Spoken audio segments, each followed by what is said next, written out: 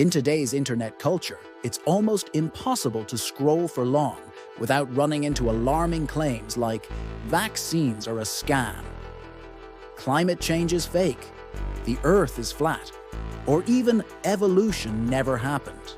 And it's not just random trolls online. It's common to hear it at family dinners, on TV, from celebrities, and sometimes even from people with science or engineering degrees. If you trust science, it can feel unreal that people refuse to accept the evidence, no matter how overwhelming it is. I've run into this myself. On some of our past videos, we've been hit with harsh comments just for sharing facts backed by scientific research. At first I thought, wait, seriously? But then I started asking, why does this keep happening? Why is it spreading? And why do so many people distrust science in a world that literally runs on it? That's what pushed me to dig deeper and make this video. Today, we're going to explore why science denial happens by looking from the lens of the people behind it. We'll break down where it comes from, why it feels so persuasive, and what we can actually do about it. You're watching Inside Wiki, where big questions meet clear answers.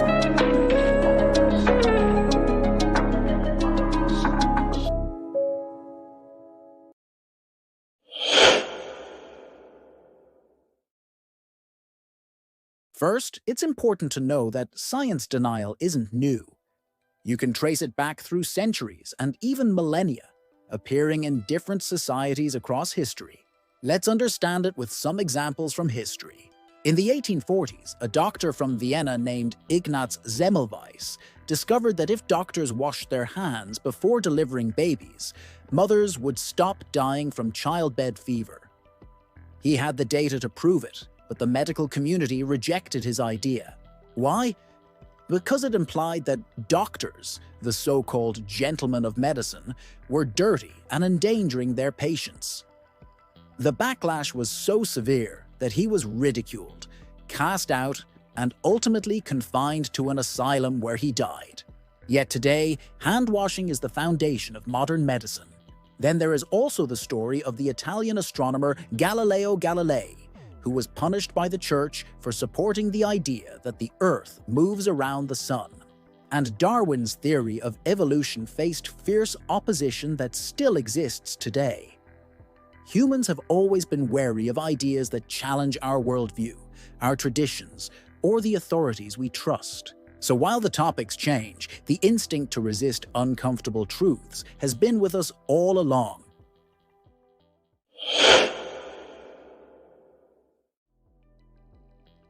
In modern times, this problem has a powerful new engine: money and politics. Corporations and political groups have learned that you don't have to disprove science. You just have to create doubt. This strategy is often called the tobacco playbook.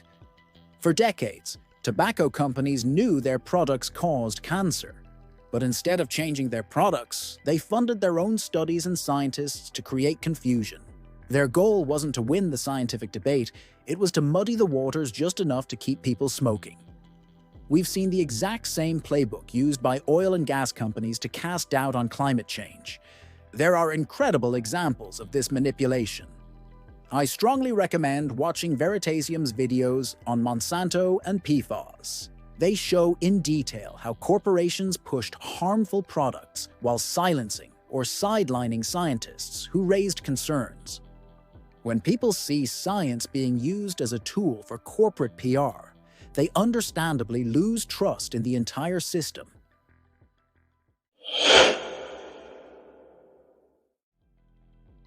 Another part of the problem is how science is often presented to us. Pop science articles and flashy headlines love to promise breakthroughs that sound like science fiction. Flying cars, immortality, or a miracle cure for cancer. But these headlines rarely explain the slow, complicated, and often messy process of actual research.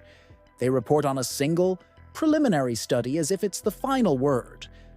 Then, when a later study contradicts it, the public is left feeling confused and cynical. This is sometimes called the hype cycle, that repeated cycle of hype and letdown, makes people feel like scientists can't make up their minds. Add to that the fact that mainstream media outlets are often hesitant to be fully transparent about corporate or government ties, partly out of fear of lawsuits or losing advertisers, and you have a recipe for mistrust.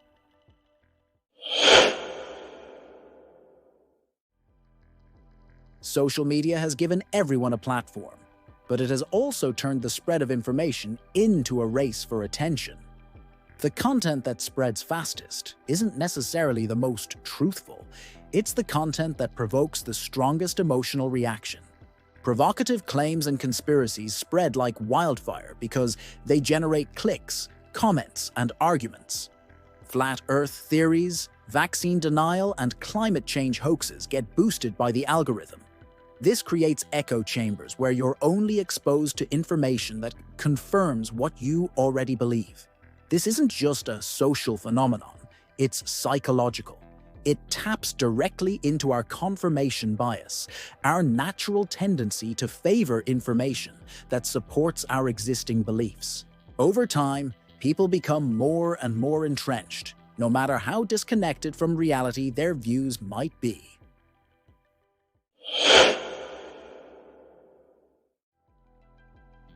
This is where it gets really personal. For many people, these beliefs aren't just opinions. They're part of their identity. When a belief gets tied to your political party, your religion, or your social group, giving it up feels like betraying your tribe. Questioning climate change might be a way of signaling that you're a conservative. Rejecting vaccines might signal that you're part of a community that values natural living and distrusts Big Pharma. In these cases, admitting you're wrong isn't just about changing your mind. It can feel like you were losing a piece of who you are and risking your connection to your community. That's a very powerful force that facts alone often can't overcome.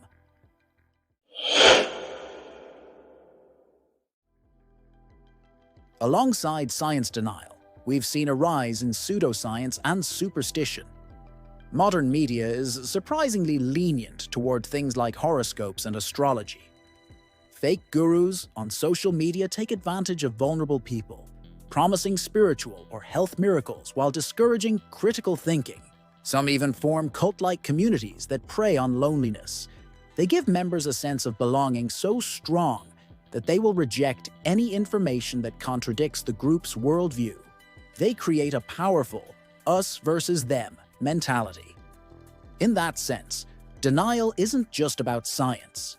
It's about trust, community, and the basic human need to feel safe and connected.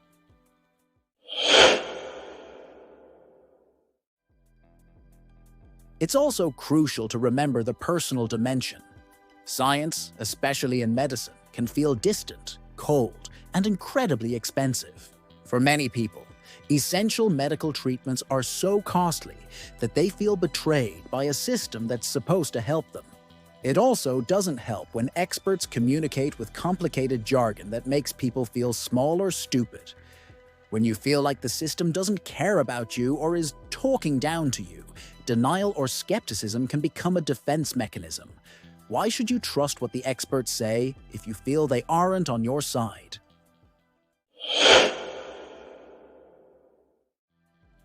On top of that, science is increasingly seen not as a savior, but as a threat to people's way of life. Advances in AI and automation are making many traditional jobs obsolete.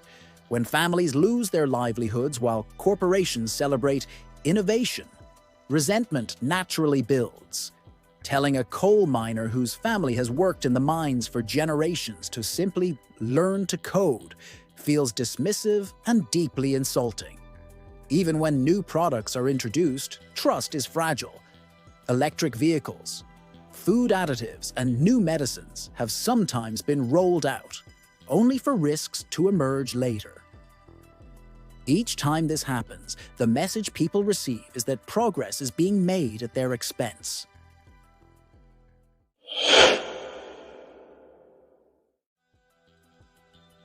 Nowhere is this tension more personal than with the food we eat.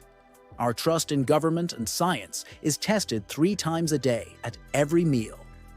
Junk food is marketed aggressively, despite clear links to obesity and diabetes.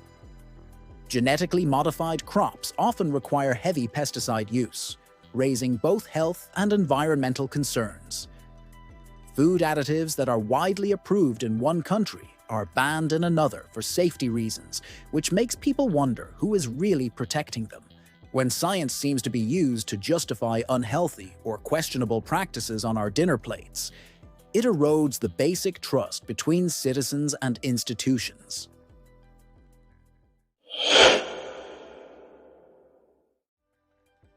So, science denial isn't just about ignorance. It's a complex mix of many factors. It's about history, where challenging ideas have always faced resistance.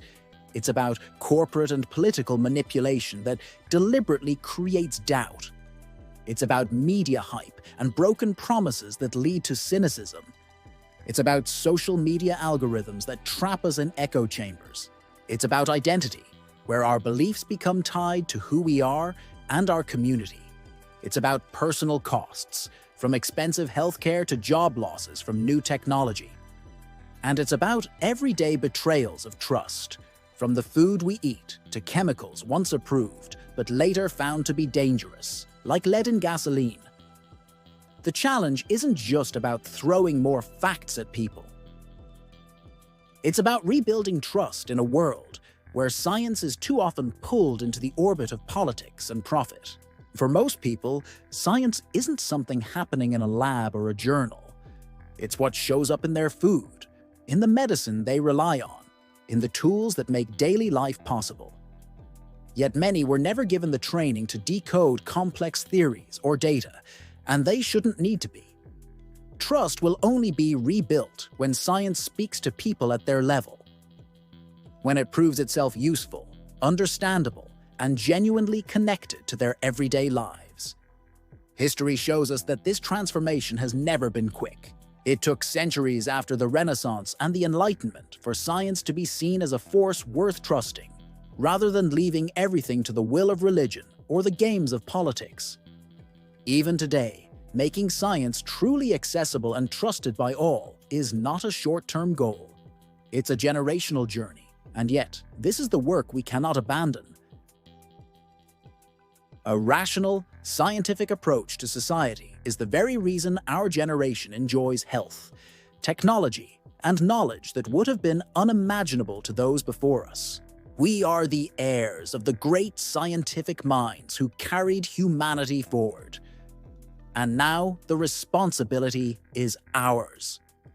Not simply to safeguard their legacy, but to expand it so that one day future generations can look back and see that we too rose to the moment and carried the light of science further into the story of our species.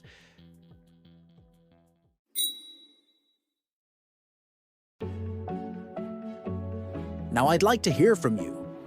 Have you ever had a discussion where someone flat out denied something backed by evidence? How did you respond, and how did it make you feel? Let me know in the comments below. And if you found this video useful, don't forget to like, share, and subscribe for more deep dives into complex topics.